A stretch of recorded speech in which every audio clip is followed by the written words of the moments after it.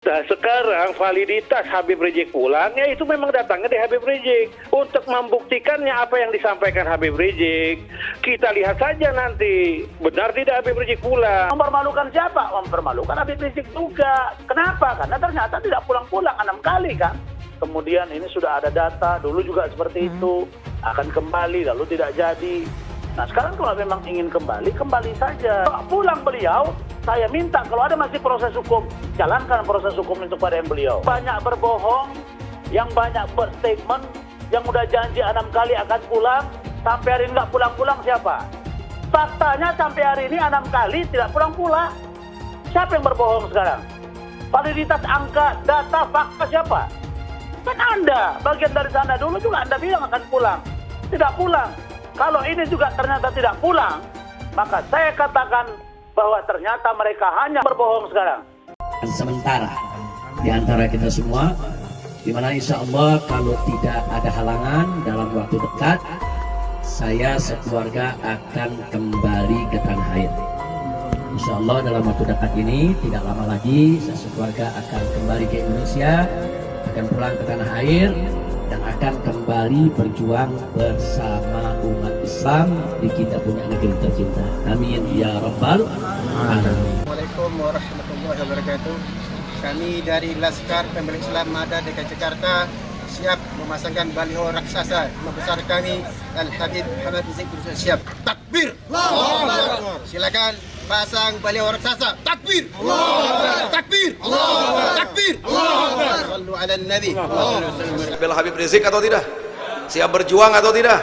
Takbir. Kita sudah siapkan 30 laskar untuk kita berangkatkan ke sana. Nanti pulangnya setiap laskar bawa kitab.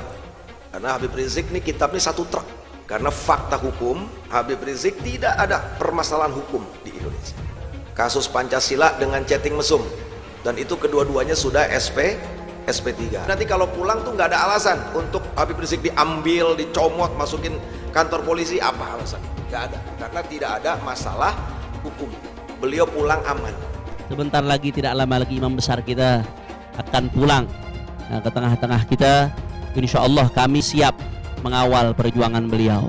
Karenanya sebetulnya solusi dari bangsa ini bukan revolusi mental, tapi solusi yang sebenarnya untuk bangsa ini adalah revolusi akhlak. Mental belum tentu baik, tapi yang namanya akhlak sudah pasti baik. Nanya imam besar kita Al-Habib Muhammad Rizik bin Husain bin Syihab sudah jauh-jauh hari, jauh sebelum beliau hijrah, beliau sudah suarakan revolusi akhlak. Revolusi akhlak bukan makar. Dengan resolusi jihad, sehingga dibuatlah gerakan-gerakan yang menistakan para ulama, lakukan gerakan-gerakan pembusukan citra bagi para ulama. Adalah kiai ulama disebut dengan sebutan yang tidak pantas. Ada yang mengatakan kadrun, kadal gurun. Biasanya orang-orang komunis zaman dulu yang mengucapkan seperti ini, dan sekarang diulang-ulang kembali. Kadrun.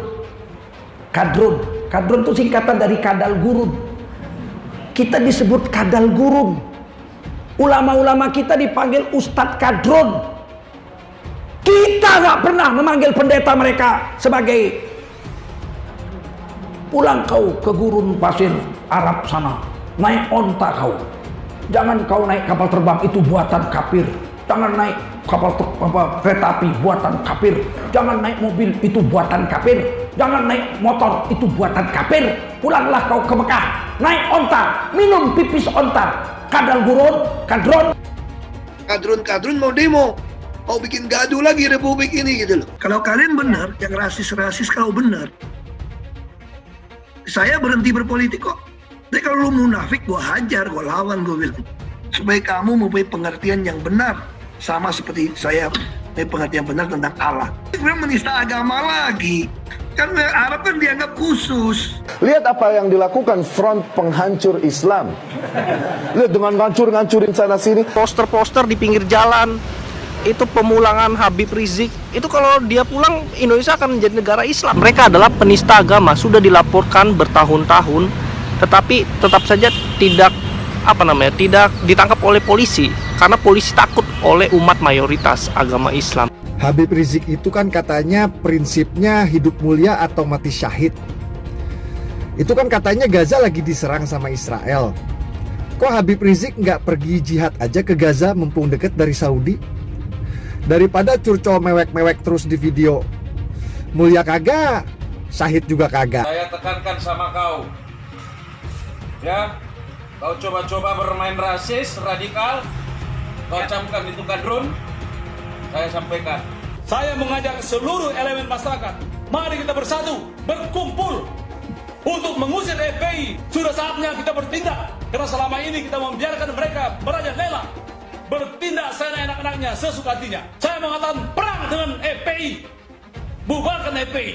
Mari kita bersatu semuanya, bergerak untuk mengusir FPI dari Indonesia. Si Rizik Gendruwo, para pengikut-pengikutnya semua adalah asu babi ngepet yang lapar sajen.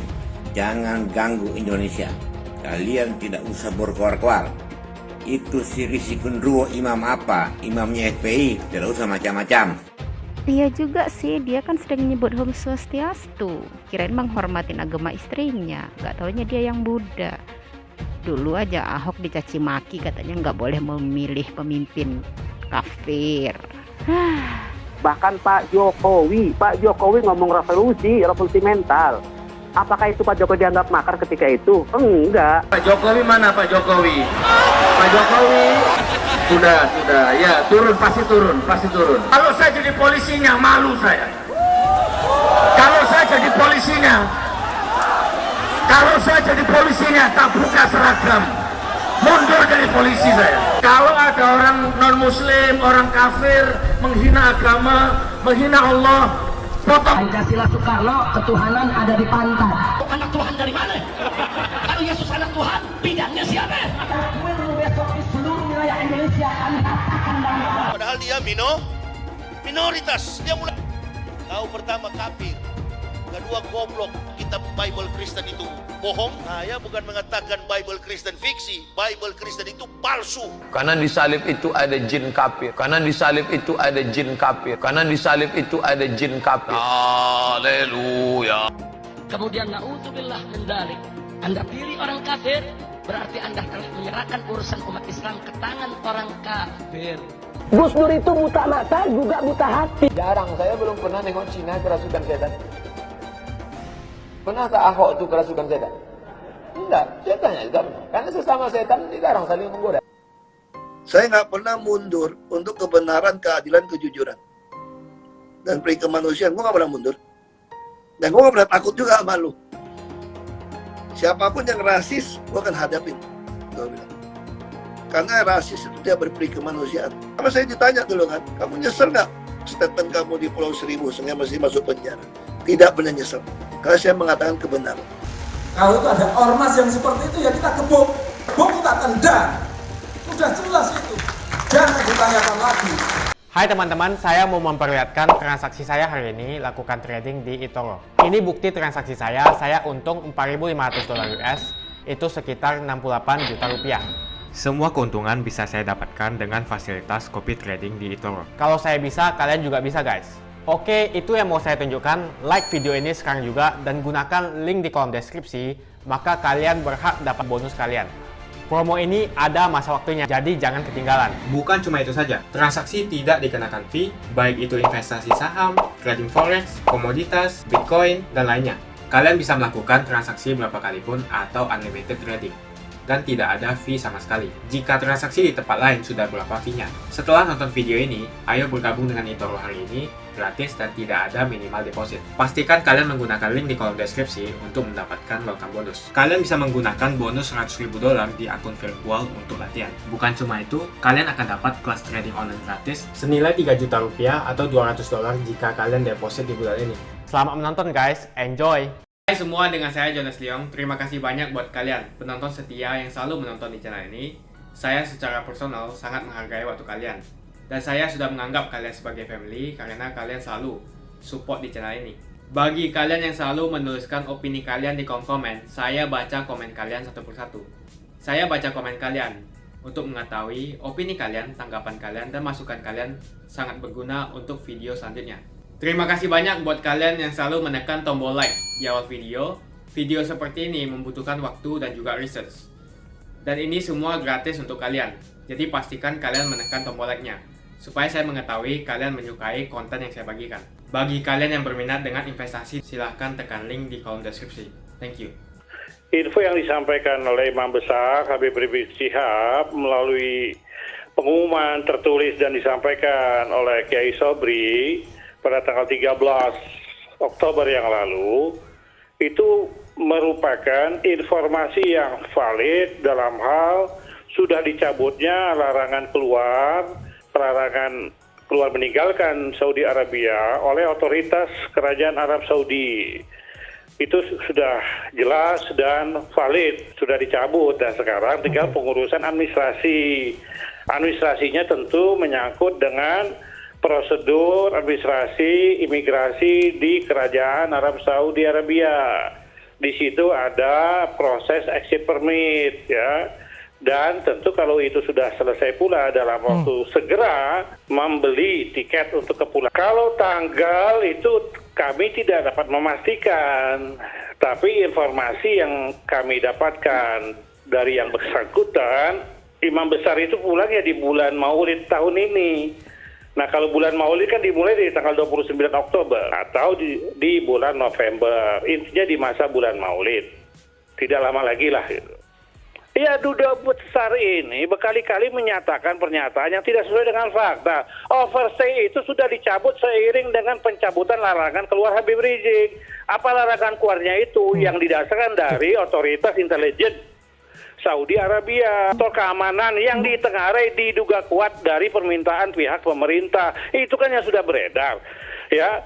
Nah, sekarang validitas Habib Rizik pulang, ya itu memang datangnya di Habib Rizik. Untuk membuktikannya apa yang disampaikan Habib Rizik, kita lihat saja nanti, benar tidak Habib Rizik pulang. Pernyataan dari Ustadz Habib Rizik, yang beliau menyatakan dan keluarga akan segera pulang ke tanah air. Tapi saya meyakini, sebagai orang yang pernah menjadi kuasa hukum beliau, kemudian sekarang posisi saya sebagai ketua X212 Kawal Jokowi Ma'ruf, maka mendengar penjelasan dari Bapak Duta Besar kita di Arab Saudi, saya tidak yakin bahwa Pak Habib Rizik Syihab akan kembali ke Indonesia. Beliau masih tercatat sebagai orang yang melanggar tempat tinggal di sana atau overstaying.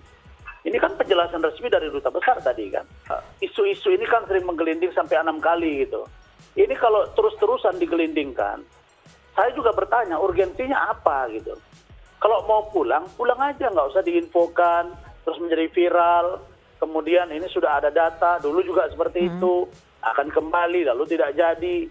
Nah sekarang kalau memang ingin kembali, kembali saja gitu. Tetapi menurut saya, kalau Pak Habib Rizik pulang, maka yang bersangkutan terus diproses secara hukum jika masih ada ditemukan status hukum beliau misalnya sebagai tersangka dan lain sebagainya. Nah, ini harus menjadi titik balik agar siapapun bersamaan kedudukannya di mata hukum. Banyak berbohong, yang banyak berstatement, yang udah janji 6 kali akan pulang, sampai hari ini nggak pulang-pulang siapa? Duta Besar Habib Rizik atau tim HRS Habib Rizik atau pendukung Habib Rizik? Faktanya sampai hari ini 6 kali tidak pulang-pulang. Siapa yang berbohong sekarang? Validitas angka, data, fakta siapa? Kan Anda, bagian dari sana dulu juga Anda bilang akan pulang. Tidak pulang. Terus kalau pemerintah, perwakilan pemerintah resmi Indonesia ada di Arab Saudi mengatakan bahwa masih ada masalah. Terus masa saya percaya ke Habib Rizik daripada saya percaya ke Duta Besar? Karena Anda sudah 6 kali dengan tim mengatakan akan kembali. Ini fakta. Jangan menuduh pemerintah. Saya kira ya, tidak ada sedikit pun dalam pemerintahan yang dendam kepada Pak Habib Rizik. Ini Pak Jokowi.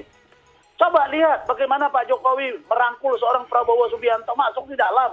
Bagaimana seorang Fadlizon dengan Fahri Hamzah diberi penghargaan Bintang Mahaputra. Artinya apa? Pemerintahnya tidak punya kepentingan untuk membenci Ustadz Habib Rizik. 6 kali sudah mereka membuat statement, ternyata tidak pulang. Duta Besar dari dulu mengatakan bahwa ada masalah dengan Habib Rizik.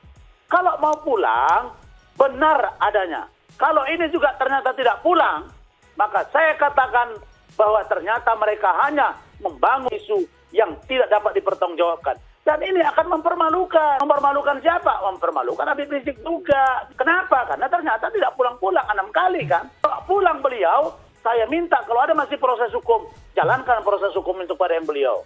Meskipun beliau seorang imam besar, ditanya, apa buktinya bahwa pemerintah menghambat kepulangan Habib Rizik? Coba jawab, apa yang dihambat? Apa buktinya? Apa faktanya? Pernyataan yang mengatakan bahwa kemudian dihalangi oleh pemerintah, ada sesuatu, maka saya minta apa buktinya. Yang kedua, saya tidak mengatakan beliau tersangka atau tidak tersangka. Yang saya katakan, kalau Pak Habib Rizik masih ada masalah hukum yang harus diselesaikan di Indonesia, maka yang bersangkutan kalaupun kembali ke tanah air demi equality before the law, kesamaan di mata hukum, maka Ustaz Habib Rizik Syihab harus tetap diproses secara hukum. Nah itu. Tapi untuk yang tadi, apa buktinya? Bahwa pemerintah turut campur untuk kepulangan seorang Habib Rizik Syihab. Yang kedua, kalau saya sebagai warga negara memang pernah menjadi kuasa hukumnya Pak Habib Rizik, benar. Tapi yang saya ingin katakan, kalau dalam konteks penjelasan luar negeri, maka yang kita harus percaya itu adalah duta besar. Siapa lagi kita harus percaya? Habib Rizik. Dia sudah mengatakan, oke, ya kalau begitu apalagi masalah. Kalau dia nggak pulang apalagi? Ada kendala lagi sekarang. Ini kita dihadapi dengan masalah yang besar, yaitu masalah dekadensi moral. Revolusi mental yang dicetuskan oleh Karl Marx, yang kemudian belakangan ini diikuti oleh sebagian kelompok yang mungkin mengagumi Karl Marx, tidak akan pernah bisa menjadi solusi untuk dekadensi moral yang menimpa bangsa ini. Nggak akan pernah bisa. Karenanya sebetulnya solusi dari bangsa ini bukan revolusi mental, tapi solusi yang sebenarnya untuk bangsa ini adalah revolusi akhlak. Mental belum tentu baik, tapi yang namanya akhlak sudah pasti baik. Karena sumber akhlak adalah wahyu yang diturunkan kepada baginda Nabi besar Muhammad Sallallahu Alaihi Wasallam. Karenanya imam besar kita Habib Muhammad Rizik bin Hussein bin Syihab sudah jauh-jauh hari, jauh sebelum beliau hijrah, beliau sudah suarakan revolusi akhlak. Revolusi akhlak bukan makar. Kami berada di garda terdepan untuk melawan separatisme. Kami berada di garda terdepan untuk menjaga NKRI. Enggak, kami tidak akan pernah makar dan kami tidak pernah berpikir untuk makar, saudara. Tidak, kami tidak pernah berpikir untuk itu. Tapi yang disuruhkan oleh imam besar apa? Revolusi akhlak. Revolusi akhlak. Revolusi artinya perubahan. Perubahan akhlak. Dan santri harus bisa jadi di garda terdepan dalam perubahan akhlak. Karena tujuan adanya pesantren bukan hanya transfer ilmu. Kalau mau jadi orang pinter cuma ilmu, baca buku. Banyak-banyak baca buku, pinter. Banyak apapun ilmumu, kalau nggak ada adab, nggak ada gunanya. Iblis. Iblis itu kurang alim apa? Paling cerdas iblis. Tapi kenapa iblis dapat murka Allah? Karena nggak ada adab, sombong, nggak ada akhlak. Ini yang diserukan oleh imam besar Habib Muhammad Rizik bin Hussein bin Syihab. Revolusi akhlak. Dari yang tadinya nggak mau ngaji, jadi ngaji. Revolusi akhlak. Santri harus jadi garda terdepan mengawal revolusi akhlak. Yang tadinya nggak sholat, jadi sholat. Yang tadinya sholat tidak berjamaah, jadi sholat berjamaah. Yang tadinya durhaka kepada orang tua, jadi anak yang berbakti. Ini namanya revolusi akhlak. Di berbagai bidang, kita mesti masuk ke dunia pendidikan, dunia ekonomi. Yang tadinya pribumi banyak menjadi kacung di negerinya sendiri. Banyak ditindas di negerinya sendiri. Maka mulai saat ini, pribumi harus bangkit. Orang Indonesia harus bangkit. Tidak boleh menjadi kacung di negerinya sendiri.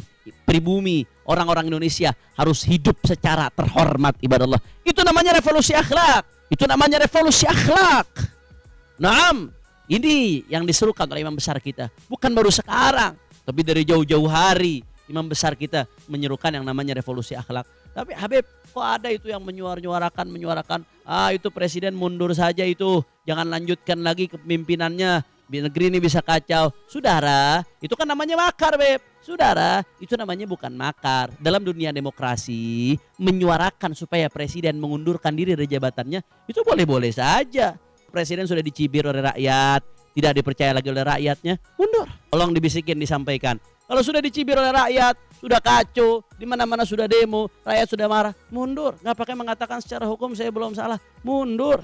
Lebih baik mundur secara terhormat daripada harus mengorbankan bangsa. Andai kata ada suara minta presiden mundur, ya ini jalurnya jalur konstitusional. Yang disuarakan adalah revolusi akhlak. Bagaimana kita mengikuti baginda Nabi Muhammad Sallallahu Alaihi Wasallam Sebentar lagi, tidak lama lagi imam besar kita akan pulang ke tengah-tengah kita. Insya Allah kami siap mengawal perjuangan beliau. Mudah-mudahan tidak lama lagi insya Allah imam besar kita akan segera pulang ke Indonesia. Saat ini, selama ini beliau nggak bisa pulang karena dicekal. Tapi kemarin sudah diumumkan secara resmi oleh DPP FPI bahwasanya alhamdulillah cekalnya sudah dicabut. Alhamdulillah. Dan urusan denda juga sudah selesai. Kemarin diumumkan. Karena memang beliau tidak bersalah. Beliau bukan overstay, dicekal karena overstay, tapi sebaliknya overstay karena dicekal. Overstay karena dicekal. Beliau harusnya sudah perpanjang, tapi nggak bisa perpanjang karena nggak bisa keluar. Sehingga beliau tidak bersalah, tidak seharusnya kena denda, dan alhamdulillah denda tersebut sudah selesai, sudah dihapus. Alhamdulillah. Terima kasih banyak untuk semua pihak yang membantu lancarnya kepulangan beliau, dan insya Allah tinggal sedikit lagi doakan. Ulama adalah benteng agama dan negara. Coba Anda bayangkan apa jadinya apabila Indonesia tidak dihiasi oleh para ulama. Apakah mungkin Indonesia merdeka? Gerakan kemerdekaan Republik Indonesia adalah dipimpin oleh para ulama. Mayoritas para ulamanya berada di jalan kebenaran, berada di jalan Allah Subhanahu wa ta'ala. Pasti para ulamanya membawa santrinya ke surganya Allah Subhanahu wa ta'ala. Ketika para ulama menyampaikan seruan jihad sekalipun, kepercayaan masyarakat, kepercayaan santri begitu tinggi kepada ulamanya, kepada kiainya, sehingga mereka pun rela patuh dan tunduk sekalipun harus mengorbankan jiwa, raga, darah, harta benda untuk memenuhi panggilan seruan jihad para ulama. Itulah yang kita kenal dengan resolusi jihad. Allah Subhanahu wa ta'ala mengingatkan kepada kita bahwasannya andaikan satu penduduk negeri mereka beriman dan bertakwa kepada Allah Subhanahu wa ta'ala, niscaya Allah akan membuka pintu-pintu keberkahan dari langit dan dari bumi. Akan tetapi manakala mereka mendustakan keimanan dan ketakwaan tersebut, maka mereka akan diberikan siksa atas apa yang telah mereka perbuat sendiri. Siapa yang paling mengenal tentang iman dan takwa? Siapa yang paling tahu tentang iman dan takwa? Setelah Rasulullah SAW wafat, tinggallah para ulama. Mereka lah yang paling tahu tentang ilmu iman dan takwa, sehingga dibuatlah gerakan-gerakan yang menistakan para ulama, yang meremehkan para ulama, yang menghujat para ulama, bahkan mengkriminalisasi para ulama. Sehingga apa? Dicitrakanlah ulama dengan stigma yang buruk. Sekarang para ulama ya mulai dilakukan gerakan-gerakan pembusukan citra bagi para ulama. Adalah kiai ulama disebut dengan sebutan yang tidak pantas, disebut sebagai sebutan-sebutan hewan. Ada yang mengatakan kadrun, kadal gurun. Biasanya orang-orang komunis zaman dulu yang mengucapkan seperti ini, dan sekarang diulang-ulang kembali oleh kader-kader PKI saat sekarang ini, menstigmakan kepada para ulama, stigma yang buruk ya ikhwan. Siap-siap, siap-siap. Nabi katakan Allah akan berikan 3 bencana. Allah akan cabut keberkahan dari usaha-usaha mereka. Allah akan berikan kepada mereka pemimpin yang zalim. Pemimpin yang zalim. Luar biasa. Yang ketiga, mereka tinggalkan dunia ini tanpa membawa iman, tanpa dia rasa. Masya Allah, tak disangka-sangka. Luar biasa, sekarang muncul di tengah-tengah umat Islam ajaran-ajaran yang menyamakan antara ajaran Islam dengan ajaran yang lainnya.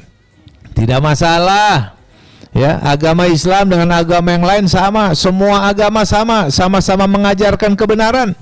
Nabi Muhammad Bunda Teresa, Martin Luther sama-sama sedang menunggu umatnya di pintu sorga. Semua agama sama, semua agama sama-sama masuk sorga. Mulai sekarang orang-orang pindah agama, dia bilang nggak masalah, yang penting beragama. Hati-hati ya ikhwan, hati-hati. Perlu antum ketahui semua bahwasannya kita pernah bahkan sering memberi masukan ke beliau, khususnya kalau pulang begini, kalau nggak pulang begini, kira-kira. Tapi beliau sudah luar biasa mungkin istikharahnya, bahkan keseriusan ingin pulang ini bukan dari kita, tapi dari beliaunya sendiri. Betul-betul beliau ingin pulang. Bahkan harusnya bulan Maret sebelum pandemi beliau udah pulang. Kita sudah siapkan 30 laskar untuk kita berangkatkan ke sana. Nanti pulangnya setiap laskar bawa kitab. Karena Habib Rizik nih kitabnya 1 truk. Nanti pulang nih besok kitabnya tuh kurang lebih 1 truk kitabnya. Nah, jadi nanti dipaketin insya Allah. Nah terus bagaimana nanti kalau Habib Rizik pulang tiba-tiba langsung dicomot? Ya kita berharap semuanya bisa menahan diri, insya Allah. Kita berharap tidak terjadi seperti itu, karena fakta hukum Habib Rizik tidak ada permasalahan hukum di Indonesia. Yang dilaporin tuh belum menjadi delik, apa namanya, Habib Riziknya belum dipanggil, belum di ini, belum. Yang 2 kan sudah kasus Pancasila dengan chatting mesum, dan itu kedua-duanya sudah SP3. Artinya Habib Rizik udah nggak ada masalah. Nanti kalau pulang tuh nggak ada alasan untuk Habib Rizik diambil, dicomot, masukin kantor polisi, apa alasannya? Nggak ada, karena tidak ada masalah hukum. Ya ada masalah hukum sama sekali, beliau tidak ada pelanggaran hukum saat ini, tidak ada. Jadi insya Allah saya yakin mudah-mudahan nggak meleset dugaan kita DPP FPI ini, beliau pulang aman. Mudah-mudahan Habib Rizik pulang nggak ada insiden apapun, nyaman, aman sampai ke rumah beliau. Ya tapi dengan Habib Rizik tidak ada masalah hukum, tidak ada, bukan DPO gitu kan, bukan orang yang bermasalah. Kemudian nanti main ambil tanpa ada alasan, ya tentu kita tidak diam. Saya mau tanya, siap bela Habib Rizik atau tidak? Siap berjuang atau tidak? Takbir. Penting sekarang ini kita sedang menunggu kapan bayan safarnya Habib Rizik keluar. Kemudian beliau beli tiket. Nah, di sini juga masih menunggu pemerintah. Nunggunya nanti tiket udah diumumin baru tuh nanti rame. Nah, sekarang kan baru 1-2 aja yang rame. Nanti nunggu tiket udah dibeli, beliau bikin video, saya mau pulang, ini tiketnya tanggal sekian, sudah. Itu nanti kita lihat eskalasinya, kita lihat. Mudah-mudahan aman, nyaman, nggak ada masalah. Insya Allah. Nah, kemarin kita lihat bagaimana ulama kita diperlakukan, imam besar Habib Rizik Syihab diperlakukan sedemikian rupa. Tapi kita sebagai murid beliau, pecinta beliau, demi Allah kita nggak terima, saudara. Kenapa demikian? Karena bagi kita ini bukan urusan pribadi. Ini urusan darah daging Rasulullah. Ini urusan ulama pejuang syariat Islam yang diperlakukan sedemikian rupa karena kegigihannya dalam perjuangan, saudara. Jamaah di masjid. Di masjid itu orang datang ke masjid orang suci. Masjidnya juga suci. Kemudian rumahnya juga nambah Allah. Masa sih corona mau masuk ke rumah Allah? Kalau ingin ya tidak terterjang oleh corona, dekatilah Allah. Corona itu adalah makhluk Allah. Kita juga makhluk Allah. Corona datang, musibah-musibah datang, tiada lain dan tiada bukan, saudara. Pasti kesalahan ini ada kaitannya. Apa kaitannya? Karena Habib Rizik tidak boleh kembali ke tanah air. Allah Ta'ala murka dan Allah kirimkan corona ke Indonesia, sudah. Insyaallah Ta'ala Imam Besar Habib Muhammad Rizik Syihab akan segera pulang ke Indonesia untuk memimpin revolusi pada umat Islam agar bersabar dan terus satu komando bersama-sama dengan barisan agar bisa segera pulang ke tanah air untuk kembali bergabung bersama rakyat dan bangsa Indonesia lawan segala bentuk kezaliman dan kecurangan. Hanya menuntut agar hak kebebasan saya sebagai warga negara Indonesia yang sebagai manusia tidak boleh diganggu oleh siapapun. Tolong doakan saya sekeluarga yang sudah 1 tahun lebih berjuang untuk mencabut pencekalan saya di Saudi Arabia. Saya dari kota suci Makkah Al-Mukarramah ingin memberikan nasihat kepada Bapak Presiden Jokowi dan seluruh jajarannya dalam pemerintahan. Ini membuat rakyat marah di mana-mana. Tolong jangan sampai kemarahan ini berubah menjadi suatu people power, sehingga tidak perlu ada gerakan people power di Indonesia. Nah, karena itu saya serukan kepada seluruh rakyat dan bangsa Indonesia, kepada seluruh umat Islam dimanapun Anda berada, lakukan jihad total untuk melawan kecurangan. Jihad total untuk melawan kecurangan. Allahu Akbar walillahil hamd.